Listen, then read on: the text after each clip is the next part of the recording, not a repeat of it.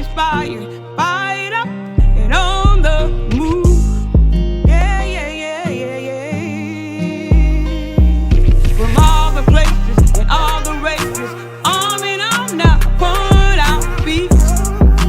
Yeah, yeah, yeah, yeah, yeah, yeah, yeah, yeah, yeah. From all the schools and all the homes, it's time to take it. It's time to take it to the street. Gonna get militant up in here. Hello, my friends, brothers, and sisters, and welcome once again to this week's episode of The Call, the program that calls you to action, to policy change, to advocacy, and also to education, not only in schools, but to one another. And we're so glad to have you with us because we want to equip you with the knowledge, the tools, the resources, the networking that you need to be the change in your community. And today we're going all across the pond, as the British said. We're going to go all the way across the pond or across the Atlantic Ocean to visit with our friends in the motherland in Africa. And our guest today is someone that we work with a lot with New Alpha CDC, also the Whitney M. Slater Foundation, Kingdom Living Temple. And she is a part of our Moving from Surviving to Thriving monthly webinar series. And we've been sending equipment, health equipment over there. And she's been doing a great job getting stuff out so people can be healthier and can be well. And our guest today is Dora Joel, and Dora Joel is with Toteda, which is an NGO. That's what other people in the world call nonprofit organizations, non-governmental organization, an NGO that is headquartered in Dar es Salaam, Tanzania, but she works with the branch office in Kilimanjaro, Moshi, and she is the business coordinator. So Dora, great to have you on our show.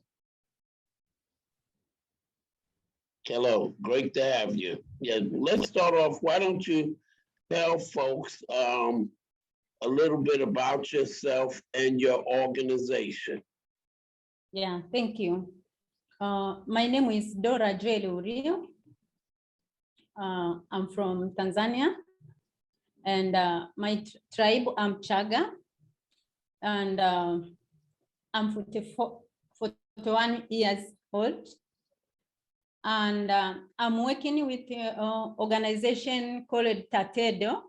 TATEDO means Tanzania Traditional Energy and Environmental Development Organization, which based in Dar es Salaam.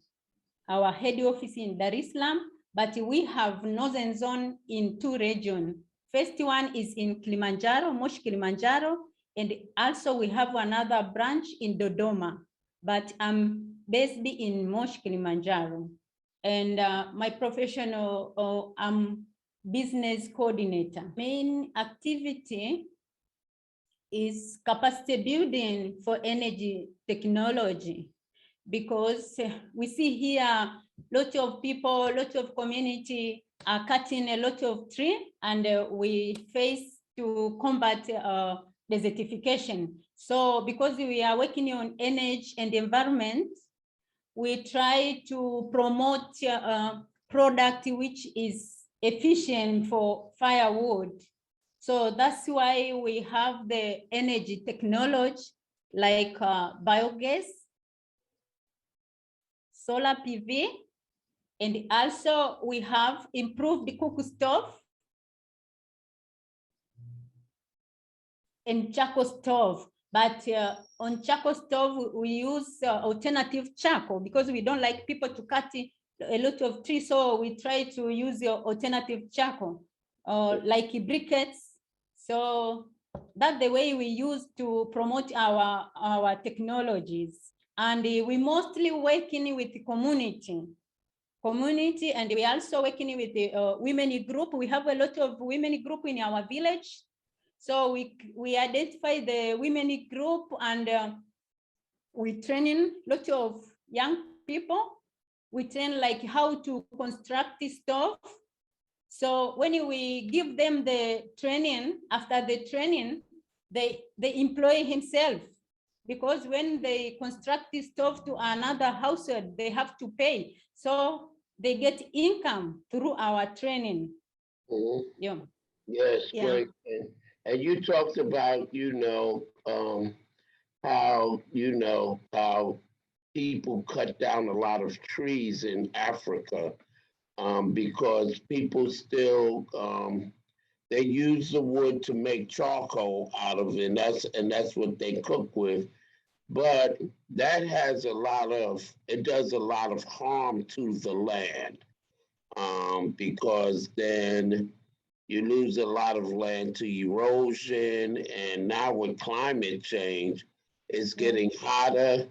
But this is summer there and it's hot, isn't it? So could you explain to them why it's so important to stop cutting down the trees in Africa and other parts of the world? Okay. Yeah. In Africa, yeah, we face one problem in Africa.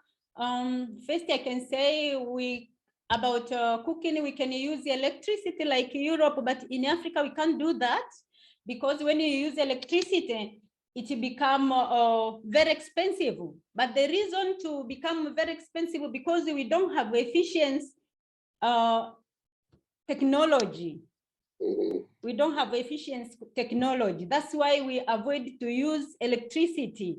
And that's why we try to find the available products which can be affordable to use.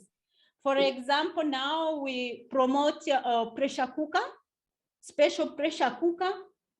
Is using electricity, but what you experience when you start using the pressure cooker, it only use eight hours to get enough pressure. So we try to promote that, and a lot of people here in Kilimanjaro adapting. So we continue to distribute that pressure cooker, and we see the pressure cooker, you can cook all type of food. So now we need all Tanzanian people to use the same pressure cooker, so we can stop using a firewood, we can stop using charcoal, we can stop using gas. So we can just use the electricity with the using efficient products. Right. And I remember too, when we were in Arusha, Tanzania, with you, and we were working with CAN International, Climate Action Network International, which is 1,300 NGOs, or as we call them in the United States, nonprofit organizations. And we were working on a strategic plan. Those 1,300 organizations are in 120 countries. And you took us to a school where they were using biogas, and it was very sustainable. What was the name of that school again? And can you talk a little bit about that, how they were using the biogas to cook with, and with their garden and all of that? Yeah, the issue of biogas we use for two things. First, we can get electricity, and the second we can use for cooking. And community here in Kilimanjaro have enough cows. And if we want to use biogas, you need to have from 4 cows, 4, 5, 6 cows. It depends how many cows you have. And because a lot of people have cows, that's why the biogas is efficient and it works, because before we get the loan from World Bank for the biogas, but now it's over. But I can see here a lot of people is using biogas.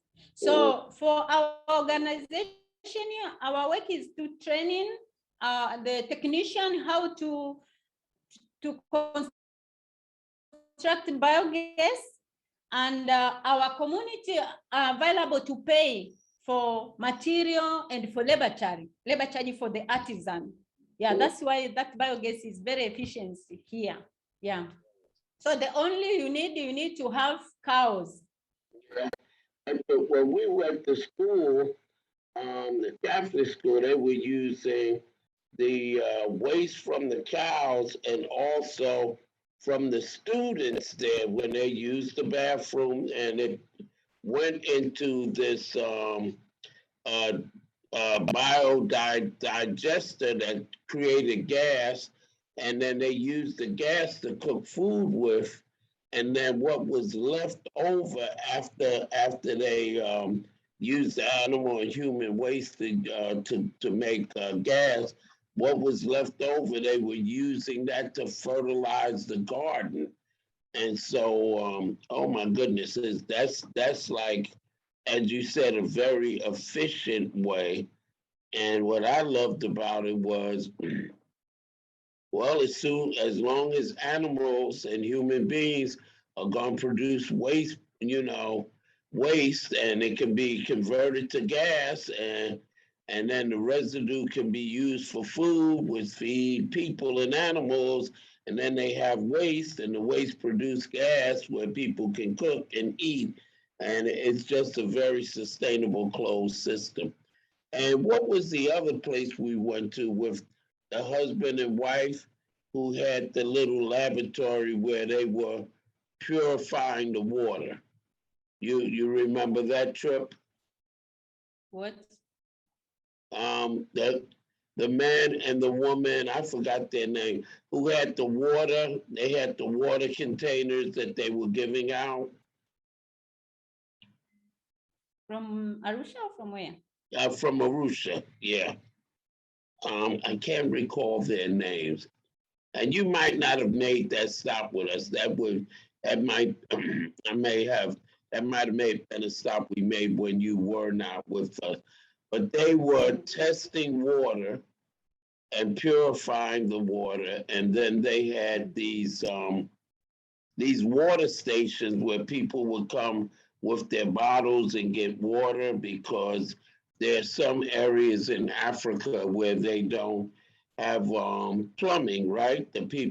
Some places where people still have to go to streams to get water or go to wells to get water, correct? Yeah. Mm-hmm. So how does that work? Because I've been some places in Sierra Leone and Liberia where people have had to walk a long distance just to collect water in bowls and other things, and they bring them, to their village. You still have? Do you have that in villages that you have worked in? And in Kilimanjaro, most of villages, they have water, but when you go inside, very inside the village, you can find it few. Mm. But they can take water from another village, but it's not really far. Mm. Yeah, in Kilimanjaro, but another region in Tanzania, like, yeah. Okay. There is the same problem. You can see people going very far, like 4 to 5 kilometers to find the water. And that issue, sometimes our government say they try to do that, slowly they can do. Mm-hmm. But we still face the problem of water. Yes.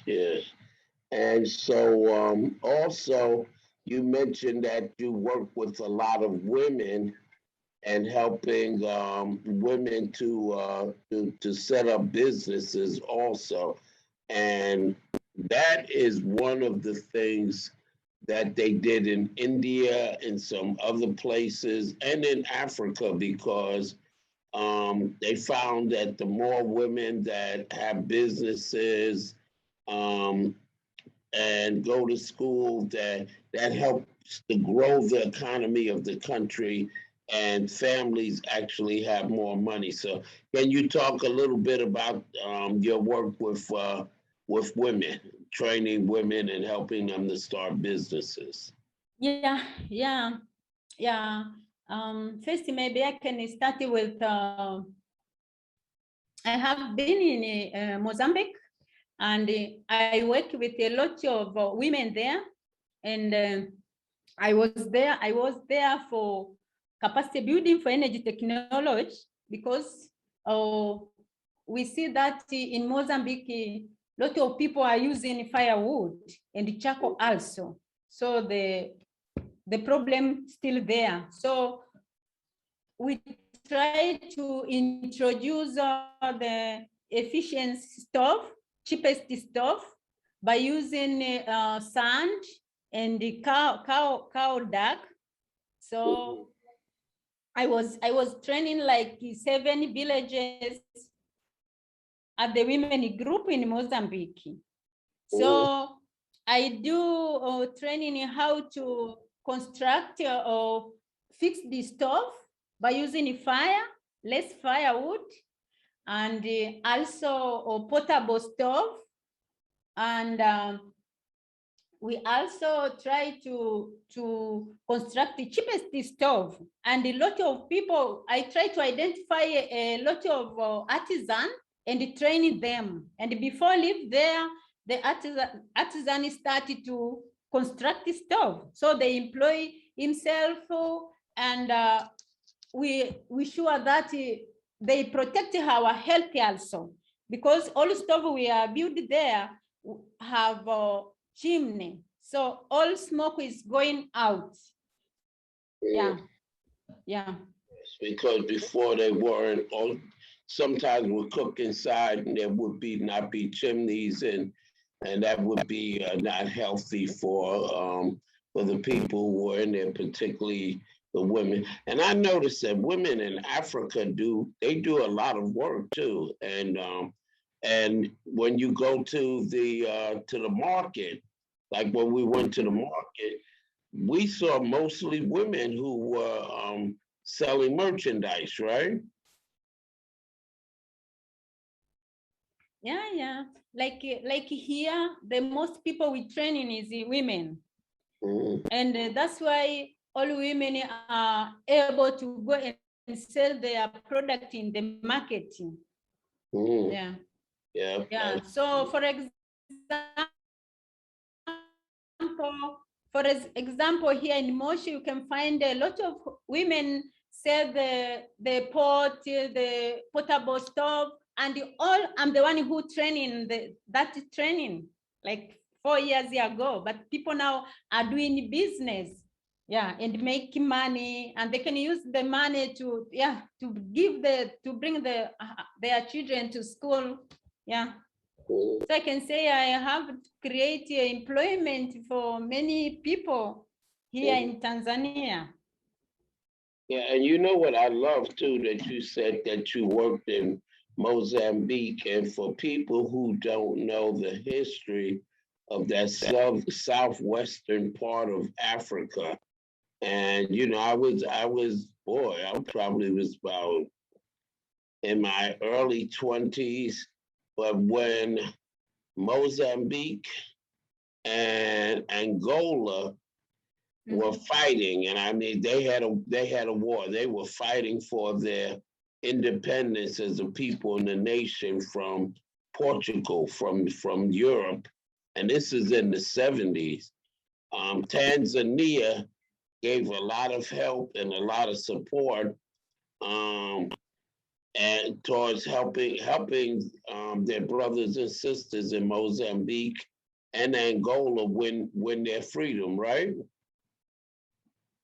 Yeah, I know. And the one you remember the president of Tanzania, the former one, Nyerere. Yes, that's the one who helped them. Yeah.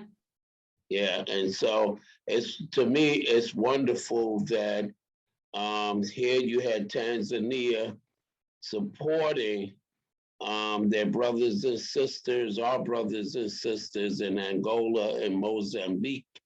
And now here you are, you know, that friendship, that working together is still happening. So that here you are in Tanzania going to work with people in Mozambique. And I think that is just, amazing and wonderful that you can still have that close connection. So how long were you working in Mozambique? 1 year. 1 year, okay.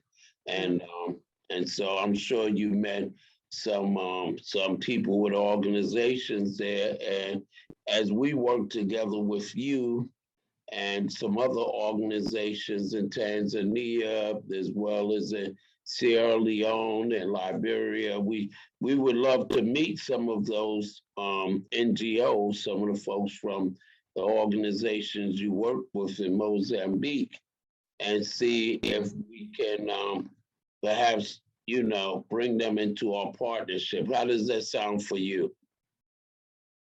Yeah. Great. And you also mentioned, and I was talking with a friend of mine, Jackie Patterson, who is a former national director for the NAACP, climate justice and climate change and environmental justice initiative, told me that she lived in Tanzania for many years, and that if she had to move to Africa, she would move to Tanzania.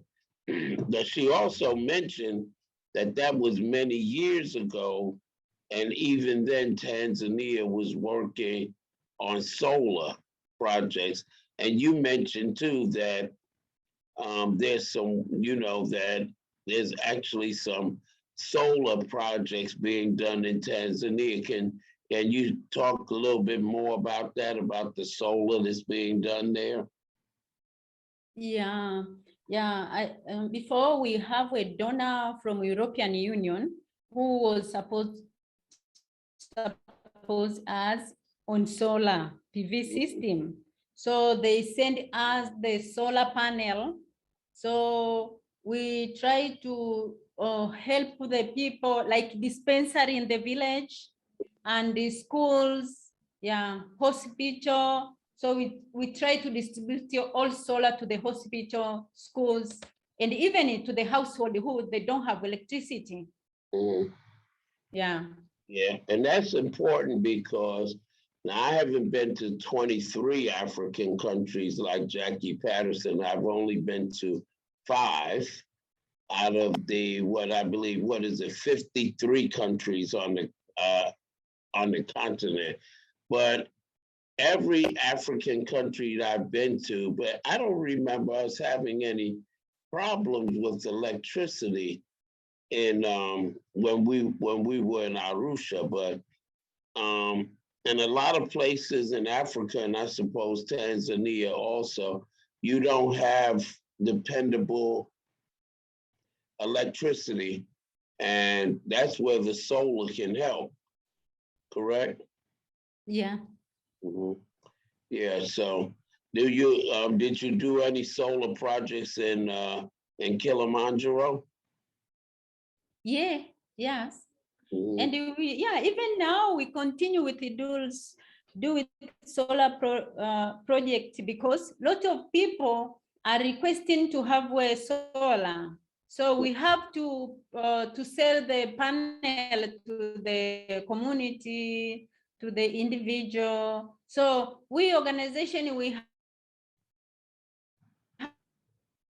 have a solar panel. Okay, that sounds great.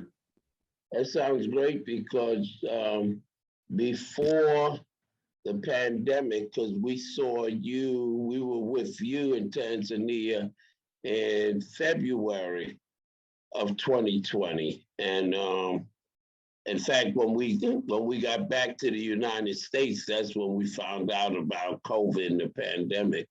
But we were planning in April of 2020 to go to Sierra Leone and Liberia to install some solar in 12 villages, 6 in each country.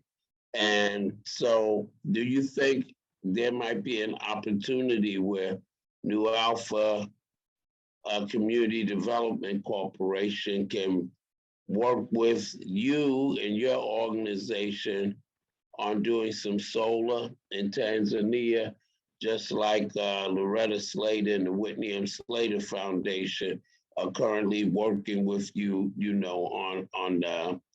on the Moving from Surviving to Thriving Health Initiative with the Clinton Global Initiative. So how do you feel about maybe us seeing if we can do some work together around solar in Tanzania? Is that something you can talk to your group about? Yeah. I think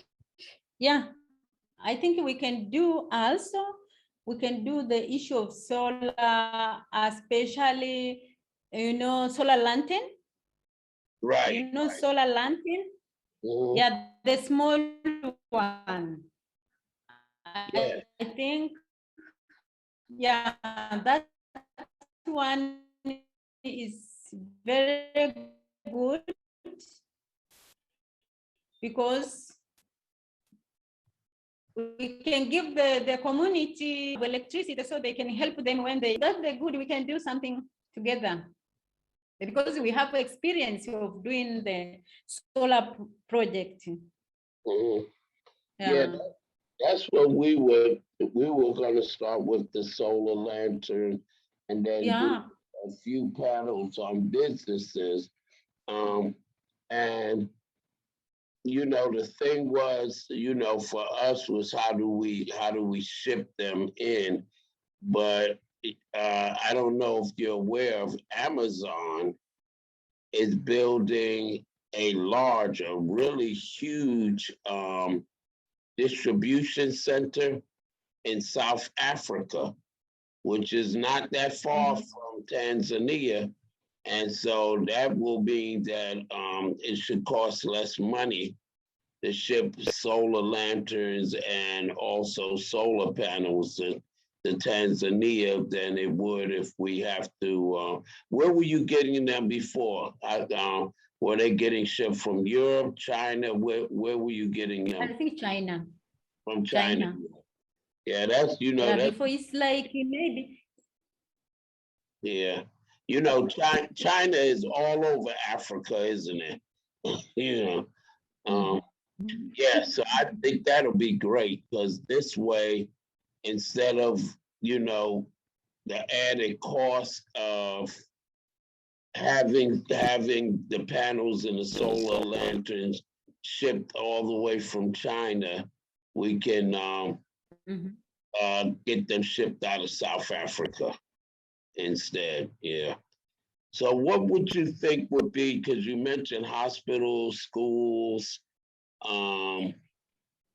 what other places do you think would be really key? Because in Sierra Leone and Liberia, we're looking at some villages, very remote villages that don't have any electricity at all. So what you think we should look at some villages that don't have electricity, or where would you suggest is a good starting place for us? Okay, I think when we mean community, you can find the villages inside.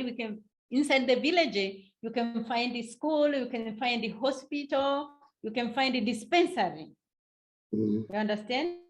Yeah. In terms of hospital, is very important because it can help with, and also even in the household, which they don't have electricity, they can have also solar lantern. Yes. Because you can just go on the hospital dispensary, you can see they use candle. Yeah. So if they have solar lantern, it will be great.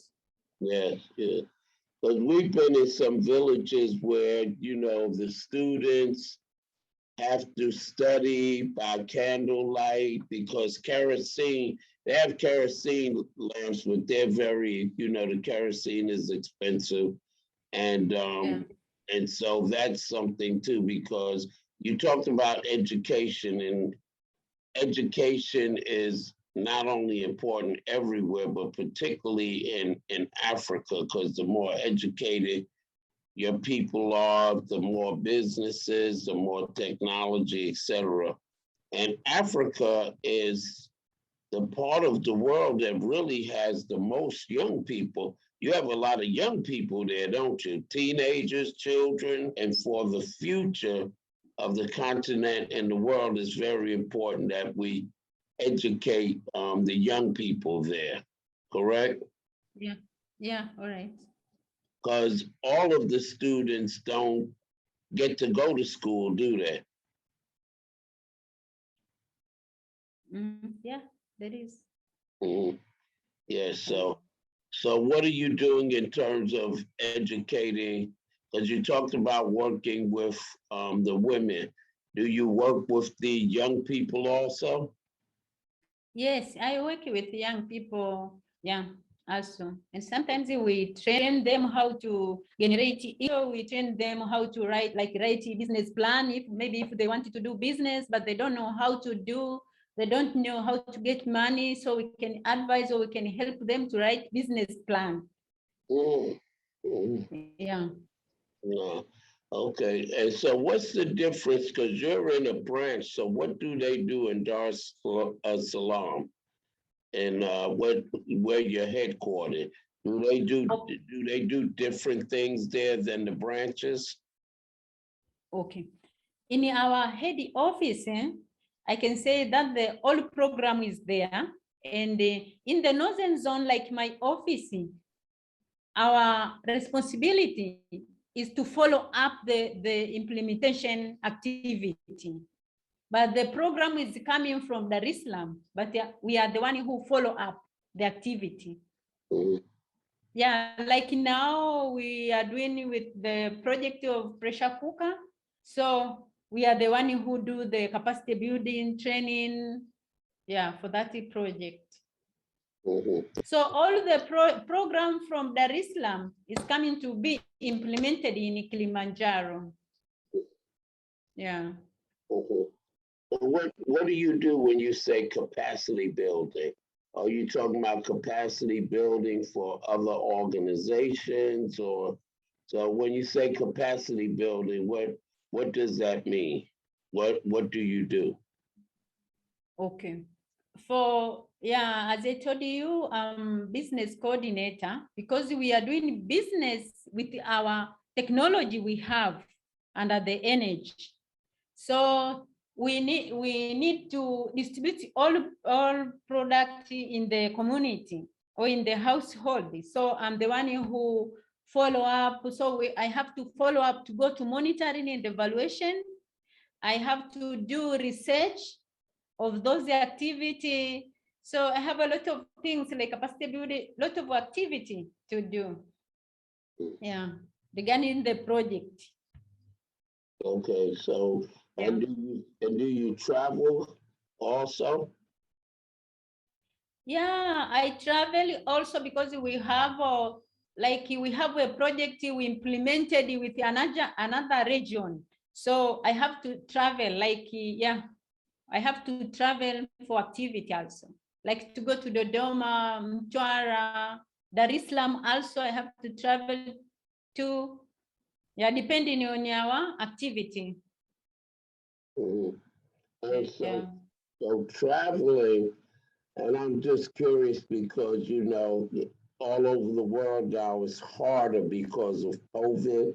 So what's the situation like in Tanzania with COVID?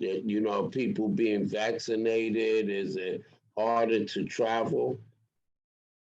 Okay. Actually, in Tanzania, COVID now, maybe I can say it's coming down. It's coming down a bit, but we still take care because we hear that COVID is still there, especially Europe.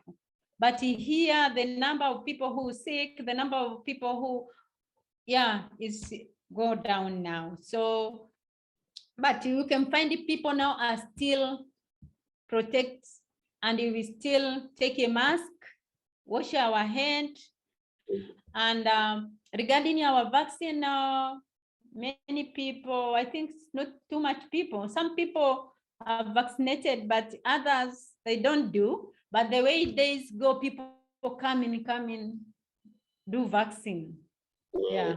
The way days go, people educated and go to get vaccine. Mm. Yeah, because Yeah. I know that I spoke with some people in Sierra Leone, Liberia, and Ghana, and some other places. And I think in Africa, people have learned, just like what people do in Japan. So they're not having the problems we are in the US. So, like in where they had Ebola, people learned from the Ebola epidemic that you have to wash your hands. And when Ebola was out, they would fist bump when, even after when we visited after Ebola, people fist bump a lot because they learn, keep wash your hands a lot. And just like in Japan and Asia, when people have a cold, they put a mask on. They don't need an epidemic because they're just very careful about, respecting other people. But in the United States, we have people who don't want to wear a mask, and I don't know about washing their hands, but it's good to know that the numbers are going down there. Maybe we can come in and visit sometime soon. Yeah. The other thing I want to ask you about was, we met in Arusha when we were working on putting together the strategic plan for Climate Action Network International. And while we were there, we wanted to meet with you guys, and folks from different African countries wanted to meet with us from the blacks in the from the U.S. And so, how is that going? How is your work with Climate Action Network International going? And what is Sixbird doing, and Justice, and some of the other people that you may be in touch with in other countries? Yeah, I think even 2 months ago, they have a meeting in the same place in Arusha. So they're still working with other organizations like Uganda, like CAN International US. I think all they still cooperate with the CAN International Office. Yeah. Yes. So I know that one thing they were talking about having a Climate Action Network Africa, because they have one in the northern part around Morocco, Egypt, those places. But I know the sub-Saharan countries like Tanzania and others. Is that what people are working on? Yeah. In Tanzania, yeah, other people, there is many people working on climate change. Mm-hmm. Yeah. And what are some of the biggest impacts you're getting from climate change? I know when we left that they had a lot of locusts in Mozambique, but what are some of the big climate impacts? Is it drought? Is it a lot of rain? What's going on? I think it's cloudy in Mozambique on climate change. Mm-hmm. Yeah. Okay. And Tanzania, what are you getting in Tanzania? Flooding, raining, droughts? What's going on there? Raining. Raining? Yeah. A lot of flooding? Yeah. Mm-hmm. Yeah. And our homes being damaged, roads? Yeah, a lot of flooding, and that's why we training people to plant a lot of tree, because when you plant a lot of tree, it's easy to get rain. Mm-hmm. I wish Yeah. And I hope some of the people in the United States are listening to that, planting trees. And the United Nations said we need to plant 1 trillion trees globally. But here in the United States, we have people who are cutting down trees. And so you're talking with people about planting trees to help with the flooding? Yeah, yeah, yeah. Like, yeah, yeah. Like, like here in Tanzania, we try to do research. 92%, 92% are using firewood, charcoal, gas, and biogas, and only 80% are using electricity. Mm-hmm. You Wow. see? That's why we face a problem also for climate. Yeah, only 8% are So, using electricity. so But in 92, is that for the whole country or just? yeah, yeah, all country in Tanzania. Wow. So only Yeah. 8% of the people are using electricity, and everyone else is using either gas or they are cutting down the trees for charcoal. Yeah. Mm. Yeah, that's why that's why now we promote people to use electricity. Mhm. Maybe we can prevent our environment. Right. Because Yeah. when you get the rain and you don't have trees, not only is the tree not um, absorbing, sucking up the water, so there's less flooding, but Yeah. you don't have trees with the roots. The roots of the trees hold the soil in place, Yeah. and that makes a lot of land because you lose that topsoil. So that means that a lot of land is not good for farming. Then, Mhm. you know. So tell me, what would you like to do? What would you like to work on, and how did you get involved in working with renewables and climate change? How did you learn about this and get started with it? Okay.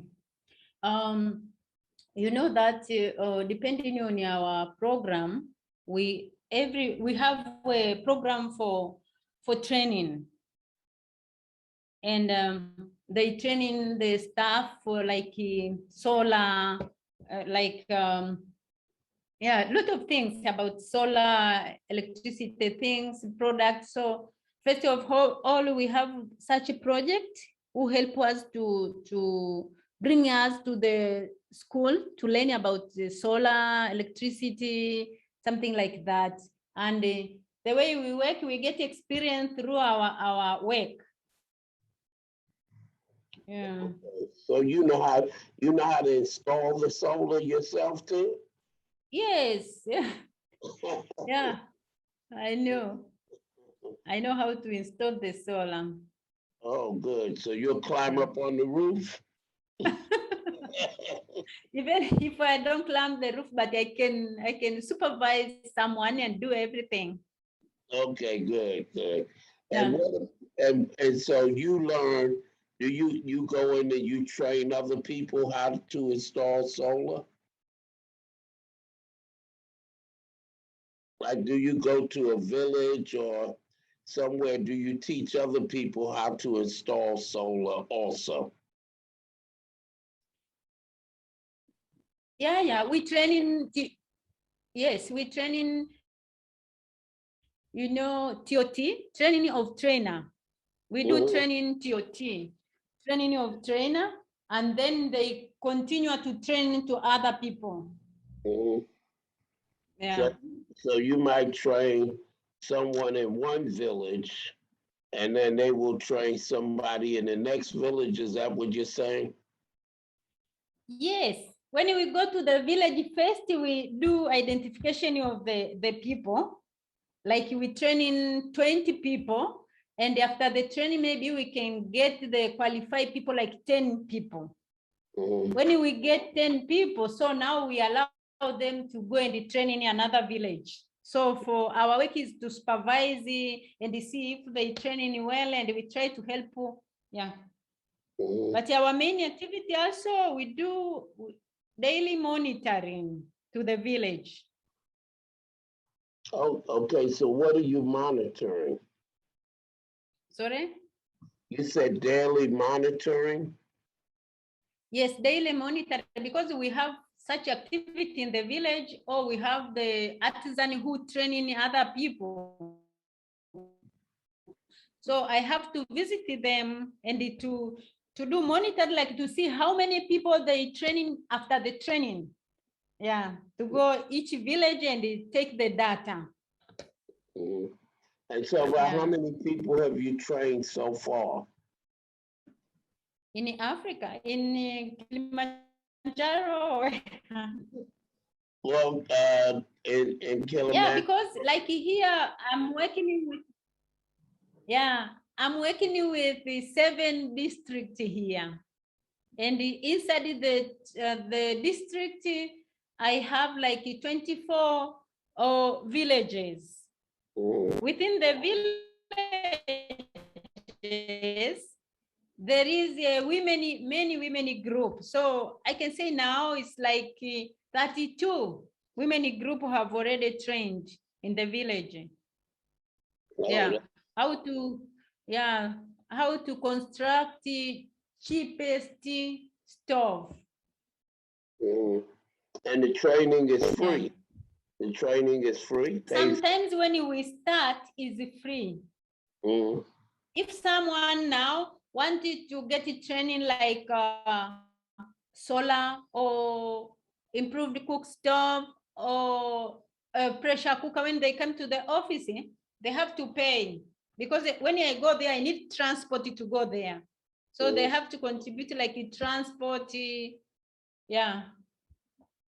Okay, I got you. Yeah. We have the same thing here, that sometimes we will get a grant.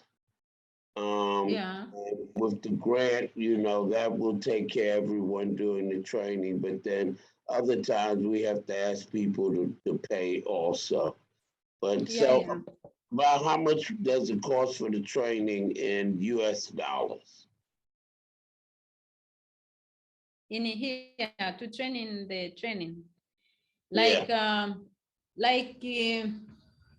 train in like improve cook stove, because what we ask, they have to buy all material, and they only pay for labor charge. And the labor charge they're supposed to pay is like 80, something like $80. Okay. Yeah, to construct one stove. Yeah. And it's a large stove? Yeah. And what about the solar training? What does that, about how much would it cost for a person to be trained to install solar? To install solar? Yes, how much is that training? Okay. First of all, it depends which type of solar they want it to be installed. Yeah. Like if they have all equipment, the cost is solar is a bit expensive, with like $120 for installation. Okay, that's it. That's to train them. Yeah, that one is like labor charge. Okay. Yeah. Well, this is how much we have paid for one person to get trained in the United States to be a solar installer. $1,600 a person. So we could train 10 people in Tanzania to install solar. We could train 10 of them for what it costs us to train one person in the United States. And I don't know if the people who are in our audience have heard that, but that is why one of the reasons why we're trying to do solar in Africa, because it costs so much less and you get the experience that you can bring back to the United States and do. So when can we start planning on a solar project there, a training project? Yeah. When would you like to do your next solar class? Sorry? Oh, I was asking, when would you like to do your next solar class if we can work on it together? Yeah, yeah. Yeah, like from like here, what I suggest, and the one I mentioned, like solar lantern. Right. Yeah, because those you can sell to the community. Right. Yeah. And they're easy to install. Yeah, it's easy to install. Maybe the first we can just do one training. Yeah, to some few people for training, and then after that they can continue. We can continue with that training. But solar lantern is, yeah, it's easy. Yes. We were even thinking about, in those villages where they use candles and kerosene lights, and they have no they don't have any outdoor lighting at night. That is something you can actually use the solar lanterns to make street lights at night, like in the big cities. Yeah. And it will be useful also for the students. Very useful for the students.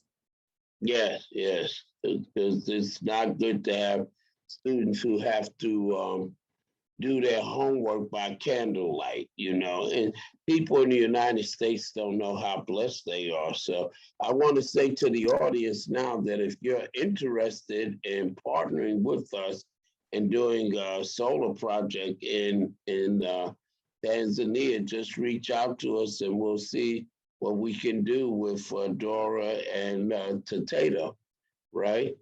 Yeah. Okay, so now so let's see if we can set something up soon. Maybe we can do a Zoom call with some people from your organization and we can go from there. So why don't you tell folks here in the audience how they can get in touch with your organization or get in touch with you? What's a good way for them, a website for them to go to, or where can they email you? Okay. They can contact my organization or they can contact me direct. Always fine. But we have a website they can see all information and what we are doing. And the website is www.tatedo.org. Okay. Can you spell Tatedo for our folks? www. .tatedo.org. Okay, so Tatedo is T-E? No. T-A-T-E-D-O.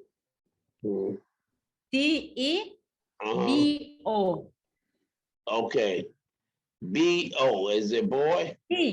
D-O. D-O, okay. And so that's www.tatedo.org, right? Yes. Yes, okay, I got it. Thank you. And for those who want to reach out to New Alpha Community Development Corporation and the many, many projects and programs that we're working on both in the United States as well as in Africa, you can reach us by going to our website, www.newalphacdc.org. Yes. or you can email us at newalphacdc@gmail.com. And please don't forget to go to YouTube and put in New Alpha Community Development Corporation. Subscribe to The Call on YouTube. And don't forget to subscribe also to our website so that you can keep up with the things that we are doing. And Dora, we definitely want to invite you to do an article for our Environmental Justice Today magazine that comes out quarterly, and you and I will talk about that. But it's been great having you on, and great letting people know that the same kind of work that we're doing in the United States and some different kind of works are going on in Africa, in Tanzania specifically, because it's going to take all of us to take direct action, to be advocates, and to work on policy changes and just educate each other in communities like Dora is doing if we want to make the change that we need to make this a better world. And so until next week, this time, we look forward to having you join us once again on The Call. Thank you, Dora. Thank you all. Thank you. Thank you very much. From all the places and all the races,